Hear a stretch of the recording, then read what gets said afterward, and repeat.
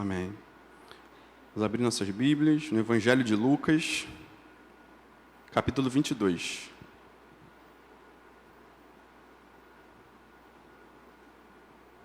Evangelho de Lucas, capítulo 22, versículo 47.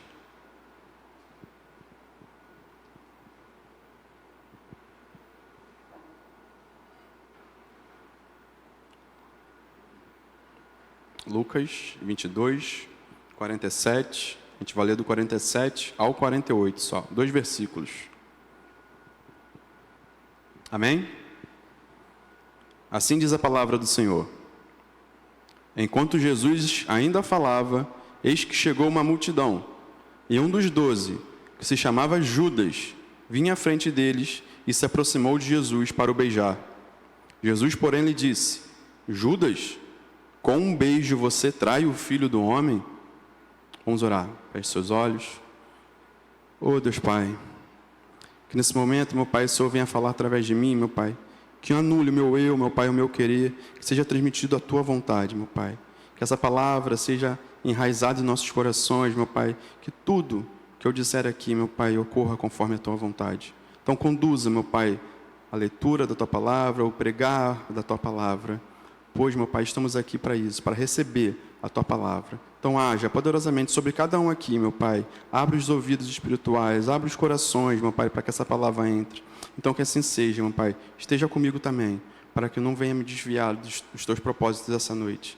Esteja comigo, meu Pai. Abençoe-nos com a Tua palavra, com a ministração da Tua palavra. Em nome de Jesus. Amém. No versículo 47, ela começa com: enquanto Jesus ainda falava. Então a gente vai voltar alguns capítulos, alguns versículos para trás, para eu explicar o que estava acontecendo aqui nesse momento, que enquanto Jesus falava. Eles estavam no jardim chamado Getsemane. Jesus foi para o jardim para orar e levou com ele 3 dos seus apóstolos, Pedro, Tiago e João, que foram com ele ao jardim para que ficassem na companhia dele enquanto ele orava. E ele estava ali, e os discípulos, lá em Marcos a gente vai ver que ele se afastava para orar, os discípulos dormiam, ele voltava, os discípulos estavam dormindo, ele voltava de novo, ele fez isso 3 vezes, ele vai para orar, volta, os discípulos estavam dormindo, vai para orar, volta, os discípulos estavam dormindo. Durante isso 3 vezes, os discípulos estavam descansando, enquanto Jesus estava ali, orando. Jesus sabia o que estava prestes a acontecer. Jesus sabia que ele seria traído. Ele estava lá no Getsemane para orar. Jesus decidiu, naquele momento, obedecer à vontade de Deus, que era se entregar, digamos assim, para os judeus. Então ele decidiu fazer a vontade de Deus. E depois de algum tempo ali no Getsemane, imagina, no escuro, que ali que a gente vai ver, se você lesse antes, era noite, era já o encerramento da noite, depois da ceia, eles vão para o Getsemane orar, era noite, Jesus naquele momento de oração fervorosa, seus discípulos dormindo, ele mandava eles acordarem, mas eles não conseguiam abrir os olhos. Então, era noite, era escuro, Jesus já podia ver e ouvir os passos das pessoas que iriam vir prendê-lo, pois era noite, estava silêncio, então ele já podia escutar, já podia ver as fogueiras das tochas para iluminar o local, então ele já podia presenciar que estava prestes a acontecer aquilo que ele sabia que iria acontecer. Então Jesus mais uma vez desperta os seus discípulos e os avisa que estava perto os que iriam ali para prendê-lo. Aqui no Evangelho de Lucas ele não relata isso, mas a gente vai ler Marcos 14, 41 a 42. Diz assim a palavra do Senhor. Marcos 41, 42. E quando voltou pela 3ª vez, Jesus lhes disse: vocês estão dormindo e descansando. Basta, chegou a hora. O Filho do Homem está sendo entregue nas mãos dos pecadores. Levanta-se, vamos embora. Eis que o traidor se aproxima. Aqui a gente consegue ver que Jesus já sabia o que estava para acontecer, que Jesus sabia que ele seria entregue na mão dos judeus para ser morto, e ele já sabia quem era que iria traí-lo. Nada estava fora do controle de Jesus.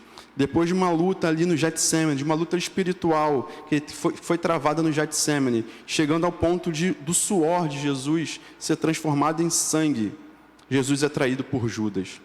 A gente sabe que não é um milagre o suor se transformar em sangue, pois, se vocês acompanharem, é sim possível acontecer essa transformação de suor em sangue, ao ponto de uma pessoa estar com uma agonia tão forte que o seu suor se transforma em sangue. Então imagine o desespero de Jesus aqui naquele local, já ao ponto de o seu suor se transformar em sangue, pois ele sabia tudo que ele iria passar, e mesmo assim ele decide fazer a vontade de Deus.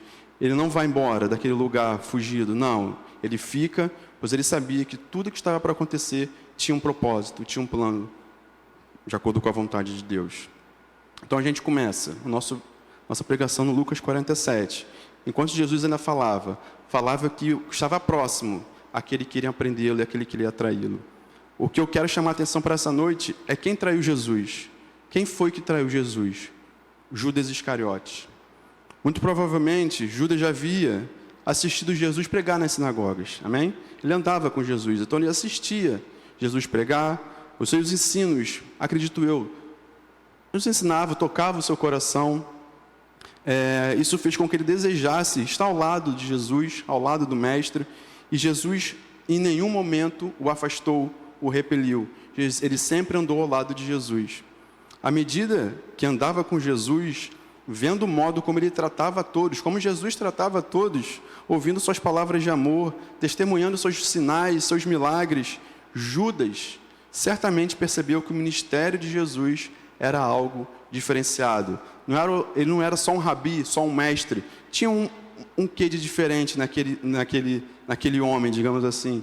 Pois ele fazia muitos sinais. Judas conviveu com Jesus aproximadamente 3 anos. Então, nesses 3 anos, ele viu muitos sinais, muitos milagres que Jesus fez. E ele decidiu ali seguir Jesus. Ele foi amado por Cristo. Ele desfrutou o privilégio de ter a comunhão com Jesus Cristo. Judas estava ali, tinha esse privilégio, ele tinha o privilégio de conversar com Jesus. Ele tinha o privilégio de ser ensinado diretamente por Jesus. Ele caminhava lado a lado com Jesus. Ele recebia diretamente da fonte, digamos assim, que era nosso Rei Jesus Cristo. Ele tinha isso. Jesus chamou Judas para ser um dos 12 apóstolos. Lá em Lucas 6, 12 e 16, diz assim: naqueles dias, Jesus retirou para o monte, a fim de orar, e passou a noite orando a Deus. E quando amanheceu,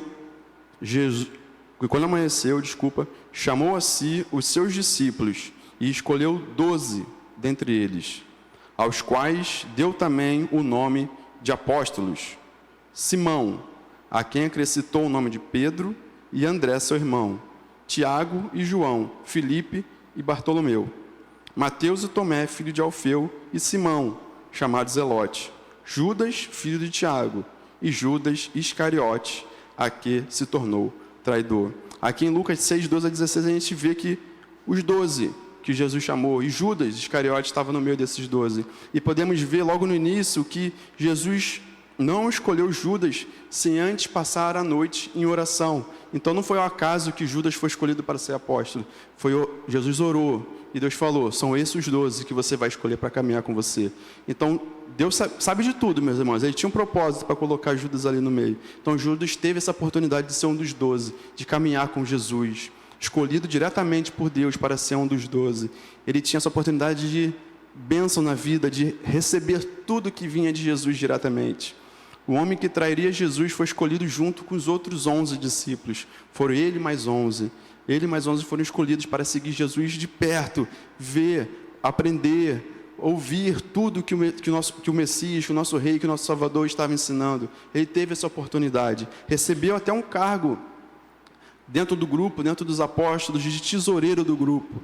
Ele era tesoureiro do grupo. É um cargo importante, podemos dizer assim, pois é o cargo que mexia com as finanças, é um cargo que comprava tudo que Jesus precisava para fazer seu ministério. Ele era como se fosse o caixa ali do ministério de Jesus, que ele recolhia, comprava tudo que tinha que ser comprado para que não faltasse nada material ali para os apóstolos e para Jesus. Então ele tinha esse cargo de tesoureiro no grupo, mas tudo que ele viu, todas as experiências que ele passou, não foram suficientes para afirmar Judas no caminho de Deus.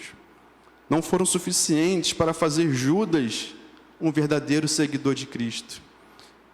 O coração de Judas não estava voltado para Cristo e o seu reinado celestial, mas sim para o dinheiro.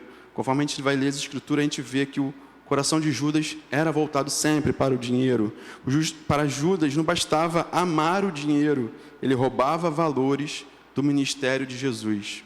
Agora vocês podem ver, ele foi chamado por Cristo para ser um dos 12, recebeu um cargo importante de ser de ser tesoureiro do grupo, e mesmo assim ele não conseguiu seguir a Cristo conforme Deus deseja, e ele roubava do cofre, digamos assim, do ministério de Jesus. Como assim roubava, Carlos? Vamos ler João 12, de 4 a 6. João 12, de 4 a 6 diz assim: mas Judas Iscariotes, um dos seus discípulos, aquele que estava para trair Jesus, disse: por que este perfume não foi vendido por 300 denários e o valor não foi dado aos pobres?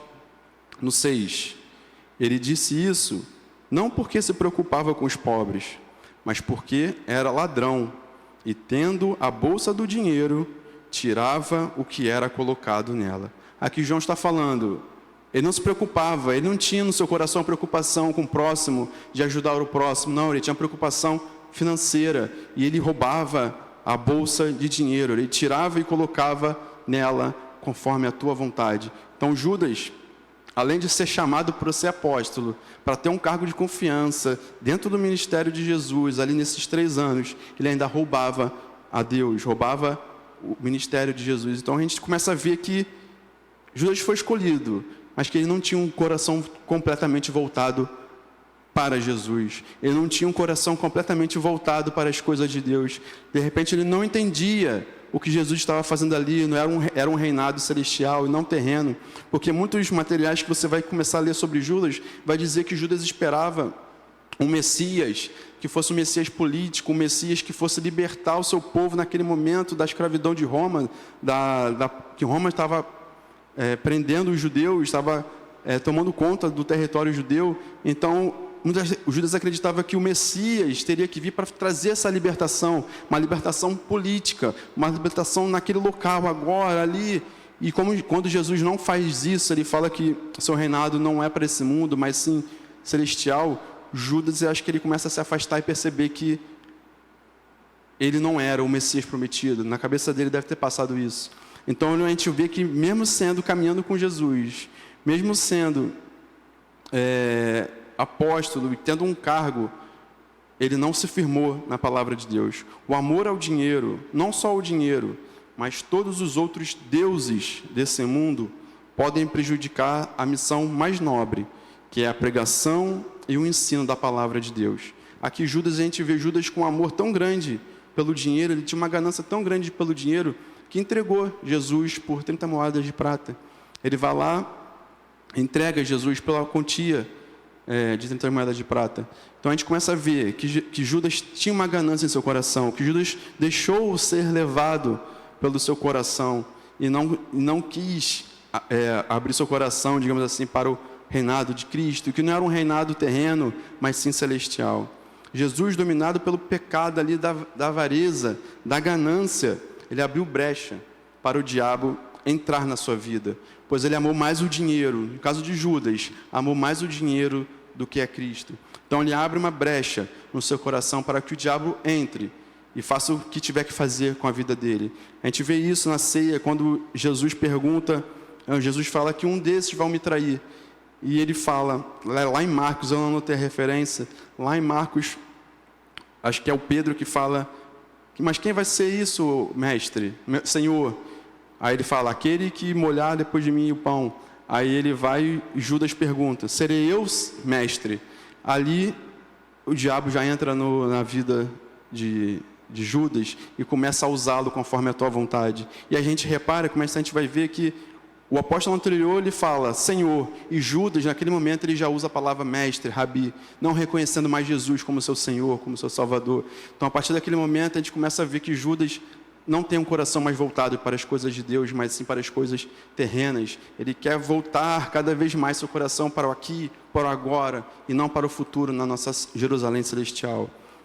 E é isso o erro de Judas, é a ganância, a avareza. Jesus devolveu o dinheiro aos sacerdotes, amém? Se a gente for continuar lendo aqui, a gente vai ver que Jesus devolve esse dinheiro aos sacerdotes. Ele se arrepende do que ele fez, de entregar Jesus, e devolve o dinheiro, mas já era tarde demais. Como é triste Judas ter terminado sua vida em desespero, sem nunca experimentar o dom da reconciliação de Deus.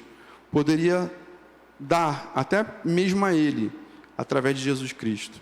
Ao trair Jesus, cometeu o maior erro da história. Jesus tinha tudo para ser um dos grandes 12 apóstolos. Ele tinha tudo, ele aprendia diretamente de Jesus. Todos os outros 11 apóstolos aprendiam diretamente de Jesus. Não que os outros 11 não tenham errado, eles estão errados. A gente vê Pedro negando Jesus, mas o diferencial de Judas para Pedro, por exemplo, é o arrependimento verdadeiro. Pedro teve o seu arrependimento verdadeiro, ele reconheceu que errou, ele reconheceu que o que ele fez foi errado, porque a gente vê que quando Jesus é preso, nenhum dos 12 apóstolos ficam com Jesus, todos vão embora, todos fogem. Mas com certeza eles se arrependem daquilo que eles fazem. Mas Judas não. Judas entrega Jesus com um beijo, os dá aos que iriam prendê-lo, que iriam matá-lo, e não se arrepende. Ele apenas fala que fez uma coisa de errado, mas no momento conforme a gente lê as histórias, ele se arrepende verdadeiramente do seu erro. Ele não reconhece que a ganância o dominou, ele não reconhece que o pecado dominou e fala: eu errei, meu pai, perdoa-me. Em nenhum momento a gente vê isso. A gente vê um Judas que fala que entrega o dinheiro de volta e vai para o meio do deserto, conforme a gente vai pesquisando, e se mata, enforcado ali. Então o arrependimento dele não é um arrependimento verdadeiro. Assumiu o erro, mas ele não se arrependeu do que fez. Ele talvez voltaria a praticar as mesmas coisas, se fosse o caso, pois o arrependimento não foi verdadeiro. O arrependimento não foi... Ele nunca se dirigiu ao Pai e pediu perdão pelos seus erros, pelos seus pecados. Então nós temos que ter muito cuidado, meus irmãos, com o que o nosso coração está voltado. Porque a gente pode estar aprendendo de Deus, aprendendo da palavra de Deus. Se o nosso coração não estiver verdadeiramente voltado para as coisas de Deus, nós podemos pecar, nós podemos errar o nosso alvo. Então, cuidado com os desejos dos nossos corações. Cuidado com aquilo que desejamos, que muitas das vezes pode não estar de acordo com a palavra de Deus. Que não venhamos a ser como Judas, que não venhamos a aprender tudo que Jesus nos ensina através desse púlpito, através de livros que lemos, através da palavra de Deus, através de irmãos que a gente conversa, que a gente aprende, que a gente tome cuidado de tudo isso que a gente aprende não venha ser em vão, que a gente não venha seguir os caminhos que não ligam a Deus. Então temos que ter cuidado com tudo o que pensamos, tudo o que desejamos, pois aqui o Judas, o pecado dele foi a ganância, foi a avareza, foi o amor ao dinheiro. Mas para nós, no dia de hoje, pode ser qualquer pecado. Pode ser o pecado da avareza, pode ser o pecado da traição do cônjuge, a traição de outras coisas. Cuidado com o que você faz, com as coisas que não agradem a Deus. Pois é fácil a gente cair. Judas caiu e ele aprendeu diretamente de Jesus. Ele aprendeu diretamente da fonte. Ele foi ensinado diretamente pelo nosso rei. E ele caiu. Eu e você não somos melhores do que Judas. Nós não somos melhores do que ele. O que temos de diferente, o que temos de ter de diferente é a fé em Cristo Jesus. Que sim, Ele é o nosso Senhor e Salvador. Que sim, Ele não é um mero rabi, um mero mestre, que veio a esse mundo, ensinou, voltou, morreu e pronto. Não, Jesus é Deus. A gente costuma falar na teologia que Jesus é 100% homem, 100% Deus. Ele veio em carne, Ele encarnou, Ele assumiu a forma humana e dessa forma Ele morreu por você para que hoje tenhamos a vida eterna. Temos que reconhecer isso. Talvez Judas não tenha reconhecido que Jesus era Deus, o Deus encarnado. Faltou isso nele. Mas a gente não pode fazer o mesmo erro. A gente não pode agir conforme o nosso coração deseja. Os homens de hoje que se dizem cristãos, que vêm à igreja, mas vivem voluntariamente, digo voluntariamente, é sempre querer fazer as práticas erradas, as práticas iníquas, tratam a Cristo da mesma forma que Judas o tratou. Então é isso que eu estou falando para vocês essa noite. cuidado. A gente vem à igreja, mas quando sai daqui, pratica coisas erradas, pratica o pecado voluntariamente, nós estamos tratando Jesus como Judas tratou Jesus. Então temos que nos mediar lá fora, não só aqui dentro. Lá fora é muito mais, como eu costumo falar, é muito mais difícil ser crente do que dentro da igreja. Mas lá fora também é importante ser crente, não só dentro da igreja. Nós temos que dar bom testemunho, nós temos que levar Cristo lá para fora. E se nós não tivermos um coração totalmente voltado para Deus, isso não vai acontecer. Nós temos que ter um coração voltado para Deus. Nós não podemos deixar que o pecado entre nos nossos corações, que o pecado faça com que a gente se afaste da presença de Deus a ponto de trair Jesus. Então, que a gente tenha isso em mente. Cuidado com as práticas voluntárias que você pratica fora da igreja. A gente tem um livro que eu não gravo autor, gente, me desculpa, eu tenho uma dificuldade muito grande para gravar nome de livro e autor do livro. Mas tem um livro que eu li, que ele fala que nós vivemos pela graça. A graça nos foi dada e nós vivemos pela graça. Mas se você peca pela graça, você está errado. O que é isso, pecar pela graça? É se eu sou salvo, eu posso pecar porque eu já sou salvo. Não, não é assim. Ele chama isso de pecar pela graça. A gente não pode pecar dessa forma, não pode pensar em pecar só porque eu já sou salvo. Não, nós temos que, muito pelo contrário, se você é salvo, nós temos que ter uma vida santa, uma vida íntegra, uma vida que agrada a Deus. Então, cuidado com tudo que a gente for fazer lá fora, porque é fácil apontar o dedo para o cristão, é fácil apontar o erro para a gente, falando, olha como que eles estão errados. Mas o mais importante é o que Jesus está vendo. O que ele está achando do teu comportamento? O que ele está achando da tua atitude em certos momentos? É dele que nós temos que nos preocupar. Por que eu estou dizendo isso? Porque é fácil a gente fazer, às vezes, coisas certas quando alguém está vendo a gente. Aí tem uma pessoa ali me olhando, então eu vou fazer a coisa certa porque tem alguém me olhando e vai me julgar. Mas quando estamos sozinhos, você também faz a coisa certa? Você faz a mesma coisa certa quando não tem ninguém te olhando? Pois tem Deus. Deus te observa a todo momento. Deus te observa em qualquer lugar, em qualquer momento. Então nós temos que dar bom testemunho sempre, na presença de alguém ou não, porque Deus está conosco o tempo todo. Assim conforme a Bíblia diz que Ele nos protege, nos guarde a todo tempo, Deus está nos vigiando a todo tempo, vendo o que fazemos de errado a todo tempo. Temos que ter um coração voltado para Cristo. Os desejos, os interesses pelas coisas desse mundo podem nos cativar de tal forma que pode nos levar a trair Jesus. Então, cuidado com as coisas desse mundo. Cuidado com as tentações que irão surgir nesse mundo. Afasta dessas coisas que levam à iniquidade, que levam à prática do mal. Essas pessoas que fazem isso voluntariamente, que vêm à igreja, oram, fazem tudo que tem que fazer, mas lá fora continuam praticando mal, elas não têm um coração voltado para Cristo. Elas realizam os sacramentos, ceia, batismo, como se fossem meros rituais, sem dar a sua devida importância, o seu devido valor. Não é assim que um crente deve se comportar. A ceia tem um propósito, tem um objetivo, é um sacramento, é uma ordenança. Temos que dar o seu devido valor, temos que respeitar todos os sacramentos que Cristo manda a gente fazer. Então não traia Jesus lá fora ou aqui dentro mesmo.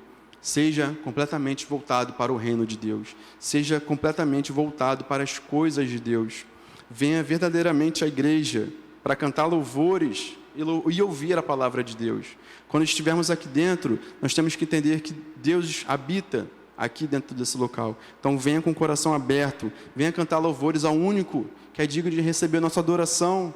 Venha aqui dentro para ouvir a palavra de Deus, sabendo que Ele fala, não só através de mim, mas através de louvores, através do membro da igreja. O Espírito Santo fala o tempo todo, a todo momento. É só estarmos atentos a ouvir a palavra de Deus. Claro que a gente, às vezes, na correria do nosso dia a dia, nos afazeres domésticos, nos afazeres do trabalho, de repente não temos tempo para parar e orar e dedicar um momento de oração a Deus. Mas se você tiver, eu aconselho a fazer, por mais que seja de manhã ou à noite antes de dormir, no período da tarde, na hora do almoço, tem 1 hora de almoço, almoce meia hora e o restante fica orando, porque todo tempo dedicado ao Senhor é um tempo bem escolhido. Então que nossos corações possam voltar para Deus, que possamos vir à igreja, cantar louvores e ouvir a palavra de Deus verdadeiramente, não só sentar e observar, como se nada que for dito aqui fosse para você, para a sua vida. Pois, meus irmãos, tudo que é dito aqui é de acordo com a vontade de Deus.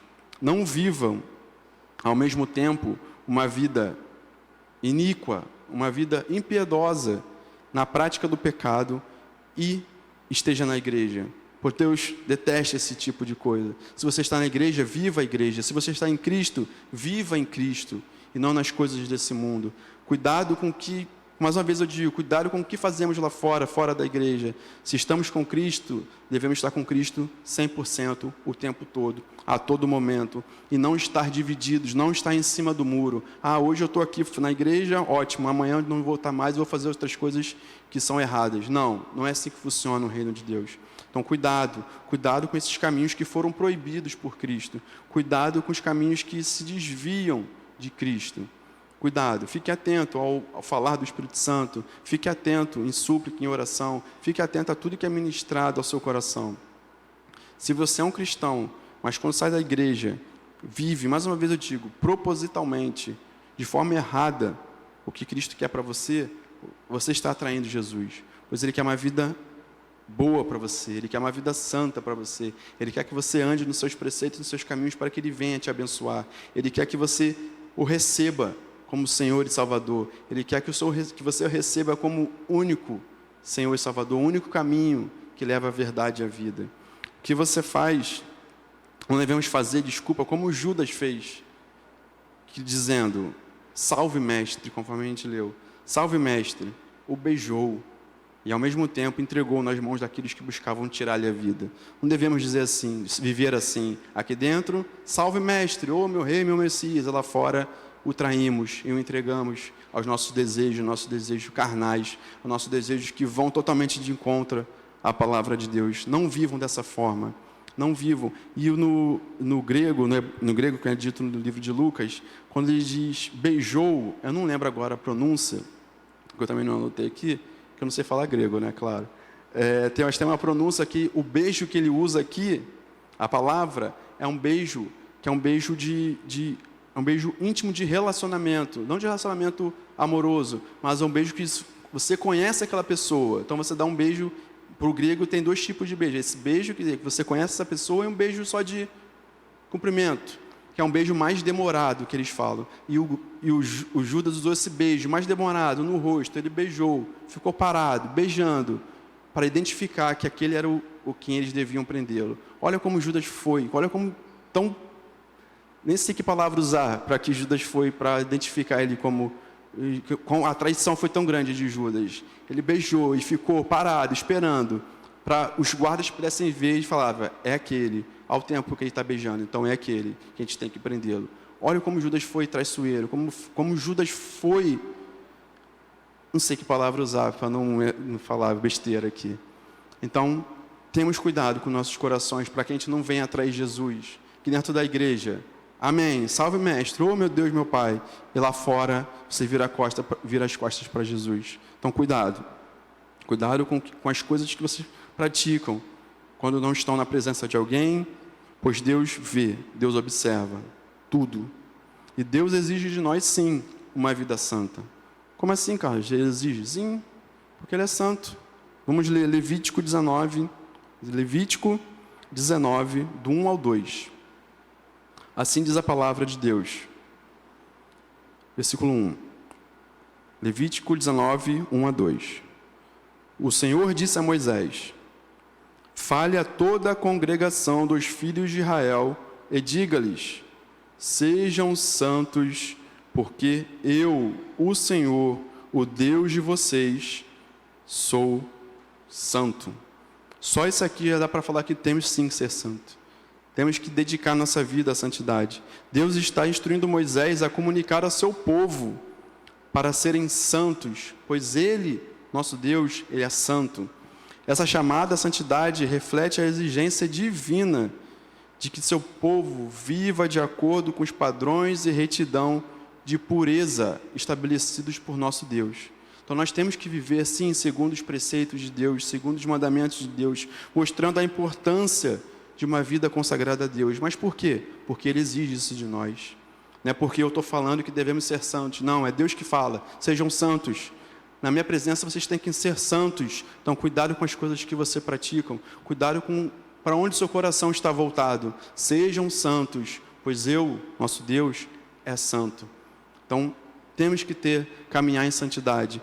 Pois a gente fala que nós somos santos, somos separados desse mundo, somos separados pelo reino de Deus para viver conforme a vontade de Deus, para que lá na frente nós possamos entrar na nossa Jerusalém celestial, possamos desfrutar de tudo aquilo que Deus prometeu para nossas vidas. Então sejam santos, porque Ele é santo, mas não só santos dentro da igreja, santos em qualquer ocasião, santos em qualquer circunstância, porque Deus é onipresente, é onisciente, Ele sabe tudo, Ele vê tudo, não tem como esconder nada da presença do nosso Deus. Ele sabe de tudo, até mesmo, conforme diz a palavra, antes mesmo de pensar, antes mesmo de eu falar, Ele já sabe o que vai sair da minha boca. Então, não tem como esconder nada do nosso Deus. Então, arrependam-se da prática do erro, da prática do pecado. Temos que nos santificar. Temos que renunciar daquilo que é impuro, tudo que é mal, tudo que é profano, e dedicar uma vida de devoção e consagração a Deus. Judas não voltou seu coração para Cristo. A gente vê. Ele não entendeu quem era realmente a Cristo. Conforme eu disse, ele esperava um libertador do seu povo ali, regional, naquele momento. O Messias que vinha romper com os laços com Roma. E Jesus vem e fala, não é assim que eu vou agir. Não é assim que eu conduzo o meu reino. Meu reino não é aqui para esse mundo. Ele não entendeu, Judas não entendeu que deveria pedir perdão a Cristo. Ele não entendeu que só assim Jesus o perdoaria. Sim, eu acredito que se Judas chegasse a Jesus e pedisse perdão para Deus, Deus o perdoaria. Pois diz a palavra que se for arrependido, Deus vai te perdoar. Mas em nenhum momento ele chega, ele se arrepende verdadeiramente dos seus erros, dos seus pecados. E o peso do pecado de Judas foi tão grande, que ele não suportou sozinho esse peso desse pecado. Ele não suportou a traição que ele fez com Jesus sozinho, sem poder compartilhar isso com o nosso Deus, e tirou a sua vida. Não chegue ao ponto de tirar a vida espiritual de você mesmo. Não enforque a sua vida espiritual. Cuidado com o peso do pecado. Se você anda praticando coisas que não agradam a Deus, peça perdão pelos seus erros, pelos seus atos, pois o peso desse pecado vai cada vez mais trazer a gente para baixo, e a gente vai se afastar cada vez mais da nossa vida espiritual de Deus. Então tenham isso em mente.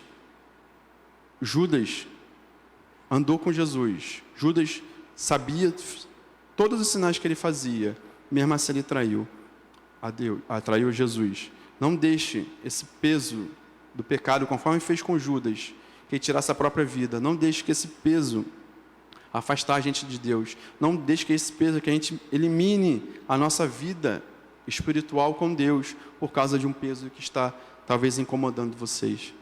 Então, que assim seja. Cuidado, mais uma vez eu digo, cuidado com os nossos corações, com os nossos desejos. Judas foi a ganância pelo dinheiro. Cuidado com os nossos desejos. Cuidado com o que desejamos para a nossa vida. Se você vê que alguma coisa que está prestes a acontecer, fuja. É assim que a palavra de Deus diz. Fuja da tentação.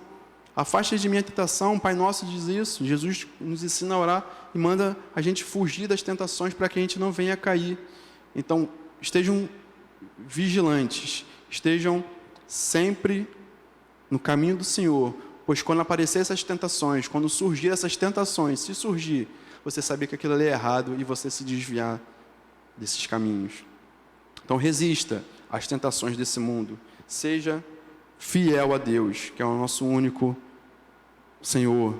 É o único que é digno de receber o nosso louvor e a nossa adoração. É o único que é digno que divide o peso do pecado. Ele tira de nós o peso desse pecado através do nosso arrependimento e o perdão dele.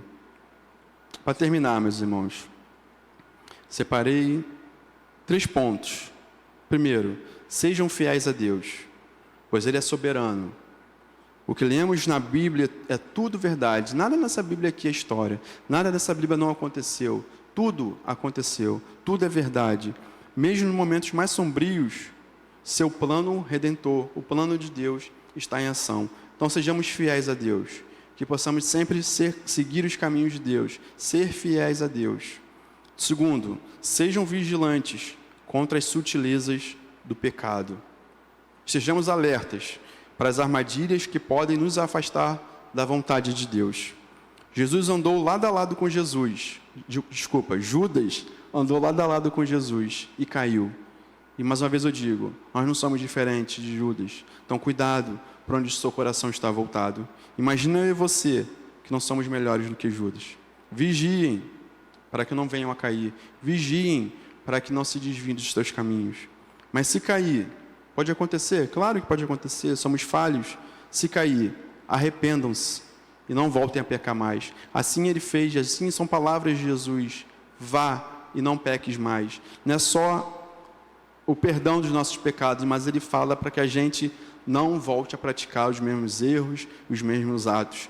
Então, se você continua praticando, arrependa-se praticando, você está fazendo errado. Praticou, arrependam-se, o perdão é feito através de Jesus Cristo, mas vá e não pratique os mesmos erros, os mesmos pecados.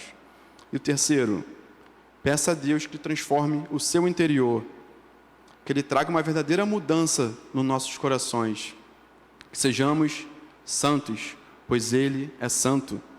Que a história de Judas não seja apenas um relato do que aconteceu com Jesus Cristo, mas uma lição viva para nossas vidas. Que hoje, que o Espírito Santo nos guie na trilha da fidelidade, do arrependimento e do perdão. Então, que o Espírito Santo possa estar com cada um aqui, meus irmãos, que Ele habita em cada um, pois a palavra diz que os verdadeiros filhos, o Espírito Santo habita dentro. Então, que a gente possa estar ouvindo o Espírito Santo, para que a gente possa sempre andar no caminho, nessa trilha de fidelidade no nosso Senhor, do arrependimento e do perdão.